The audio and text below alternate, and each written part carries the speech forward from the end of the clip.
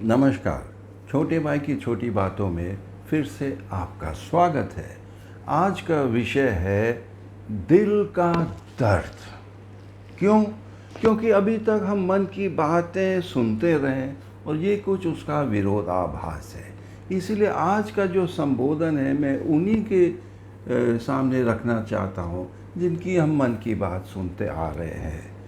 क्यों? और मैं बहुत ही सम्मानजनक तरीके से और तथ्यों के आधार पर अपनी बात रखना चाहता हूँ। मानिए और ऐसे है कि 10 वर्षों से आप हमको अपनी मन की बात सुनाते आ रहे हैं, लेकिन इन 10 वर्षों में इस अंतरकाल में आपने एक बार भी प्रेस कॉन्फ्रेंस नहीं किया।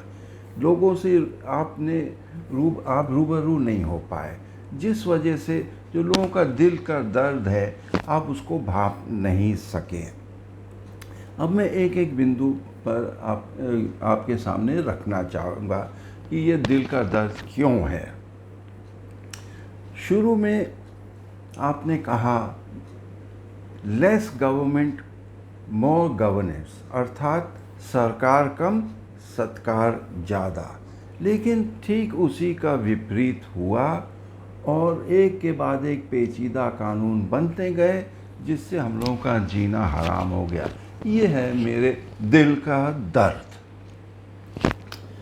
आपने कहा सबका विकास, सबका विश्वास, लेकिन जिस प्रकार आपने लव जिहाद और धर्मांतरण जैसी बातें कही, बार बार कहा और उसके लिए कानून भी बनाए, इससे आप हमारे विश्वास खो गए हैं। इसलिए ये मेरे दिल का दर्द है।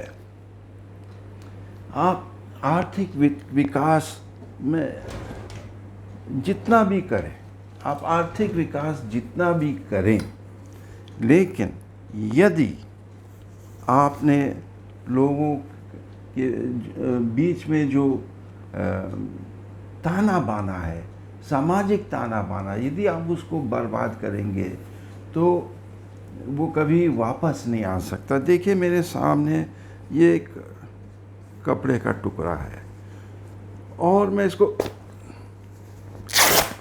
फाड़ रहा हूँ।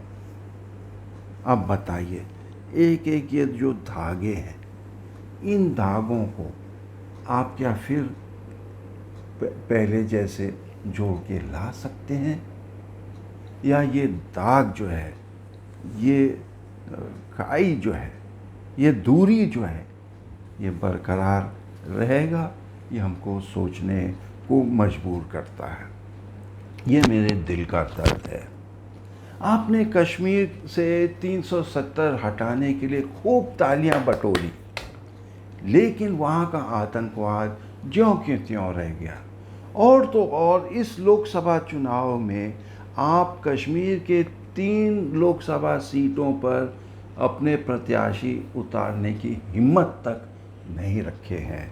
ये मेरे दिल का दर्द है।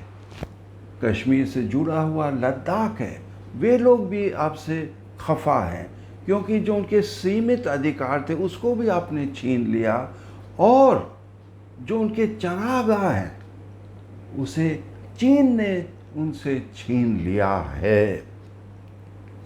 ये मेरे दिल का दर्द है। आपने अग्निवीर योजना शुरू की, लेकिन उसके बाद जो जानबाज योद्धा गोरखा लोग जो नेपाल से आते हैं, उन्होंने अब रूस और चीन की सेना में अपनी भर्ती कराई है। ये मेरे दिल का दर्द है। आपने नागरिकता संशोधन कानून पारित किया कि पास पड़ोस के जो शरणार्थी हमारे देश आ जाएं, लेकिन हकीकत ये है कि गत वर्ष में 2 लाख से अधिक भारतीयों ने भारतीय नागरिकता को त्याग दिया है। ये मेरे दिल का दर्द है। उसके अतिरिक्त एक अजीब बात है जिसको हम लोग कहते हैं डंकी रूट या डंकी रास्ता, जिसके मार्फत लोग गैर कानूनी तरीके से देश छोड़ करके अन्य देशों में भागते हैं। और इनमें से तमाम ऐसे हैं जो आप ही के प्रांत गुजरात के हैं। और ये कोई अजीब इत्तेफाक नहीं है। कि आज ही के अखबार में हम देख सकते हैं कि आज ही के अखबार में हम पढ़ रहे हैं कि 200 से अधिक भारतीय इसी डंकी रूट में पकड़े गए जो भागे जा रहे थे। तो ये मेरे दिल का दर्द है।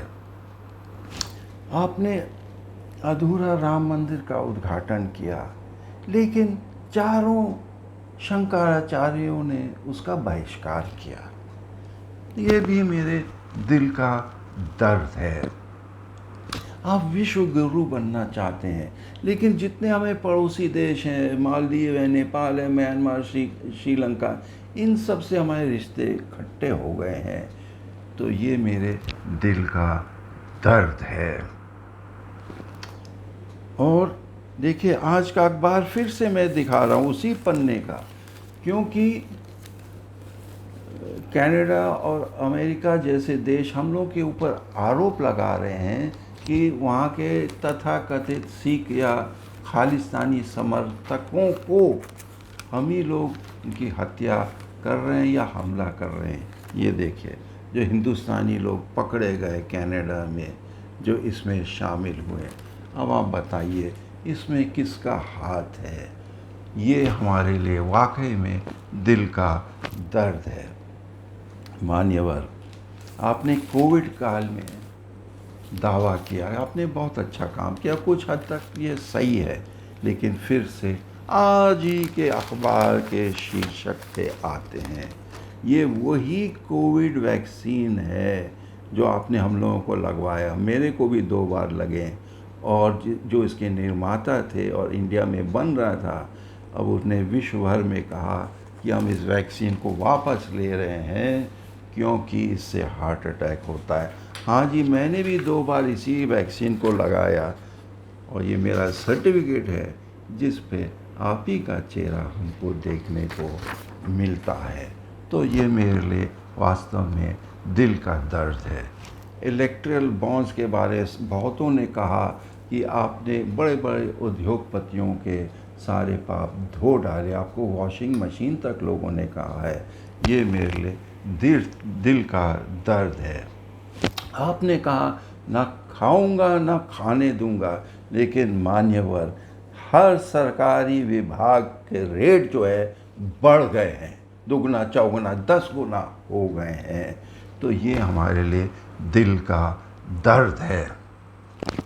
आपने मीडिया को तो लपेट लिया, उसके बाद व्हाट्सएप, यूट्यूब को भी आपने अपने नियंत्रण में लाने की कोशिश की, क्योंकि किसी के 2 करोड़ दर्शक हैं, किसी का 1 करोड़ दर्शक हैं। मान्यवर, इससे भी मुझको दिल का दर्द होता है। आपने कहा कि नागालैंड से मैंने समझौता किया है, लेकिन यदि ऐसे हुआ होता तो अभी इस समय चुनाव में नागालैंड के 6 ज़िलों में लोगों ने चुनाव का बहिष्कार क्यों किया? ये मेरे दिल का दर्द है। नागालैंड के बगल में मणिपुर है, लोग चिल्लाते चिल्लाते थक गए, लेकिन आपके ऊपर कोई असर नहीं पड़ा। जैसे बतख के ऊपर से पानी का बूंद निकल जाता है, रुकता नहीं है, आपको कोई फ़र्क नहीं पड़ा। ये मेरे लिए दिल का दर्द है। हाल ही में कर्नाटक में रेवन्ना यौन कांड, जो आप ही के लोकसभा प्रत्याशी हैं और पहले सांसद भी थे, और जी हाँ, उस पहलवान के बेटे को भी आपने टिकट दिया, जो यौन शोषण के लिए उनके ऊपर तमाम आरोप हैं। तो मान्यवर, जो आप बेटी बचाओ बेटी पढ़ाओ के जो नारा लगाते हैं, इसमें पानी फिर गया। ये मेरे लिए दिल का दर्द है। हाँ, आप 5 किलो राशन लोगों को दे रहे हैं, उसकी क्या कीमत होगी? 300 रुपये। लेकिन उससे ज़्यादा जो महंगाई से लोगों के जेब कट रहे हैं, वो आपने नहीं देखा। ये हमारे लिए दिल का दर्द है। हाल में मान्यवर, चुनाव के समय आपने कुछ ऐसे बयान दिए जो वाकई में आपके प्रधानमंत्री पद के गरिमा को मिट्टी में मिला दिया है।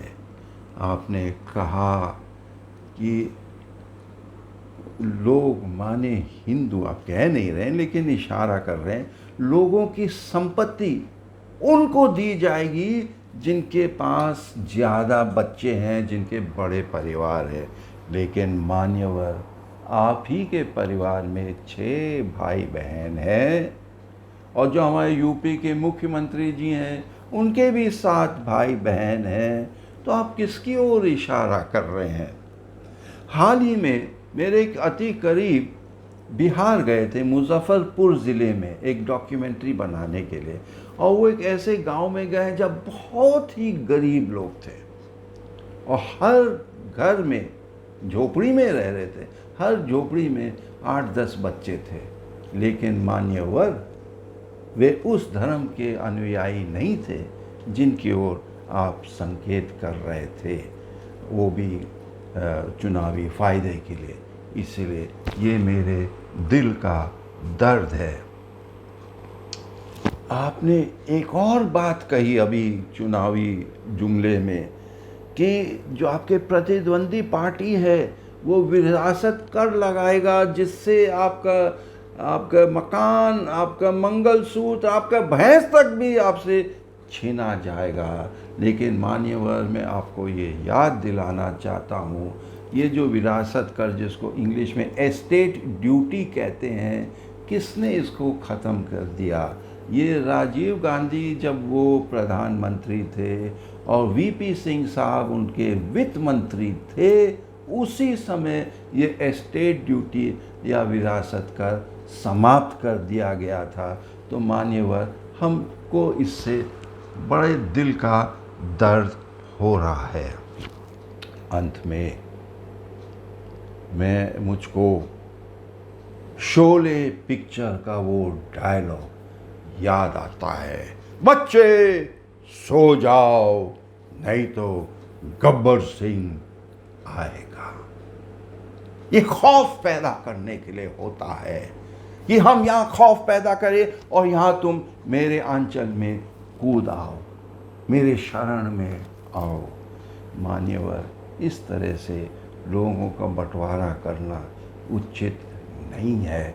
ये देश के लिए अच्छा संकेत नहीं है। इसीलिए मेरा जो दिली बात है वो ये है कि जो आपके 400 पार की सपना है वो पूरा ना हो सके, ये हमारे देश के लिए अच्छा नहीं है। इसलिए इस चुनाव में मैं लोगों से निवेदन यही करूँगा कि चुनावी जुमलों पे ना चले, हकीकत या तथ्यों के आधार पर अपने वोट डालिए। सुनने के लिए बहुत बहुत धन्यवाद। मैं आपसे निवेदन करूंगा, क्योंकि चुनाव का समय, कृपया इस वीडियो को दूर दूर तक शेयर करिए, लाइक करिए, सब्सक्राइब करिए, कमेंट करिए। बहुत बहुत धन्यवाद। जय हिंद।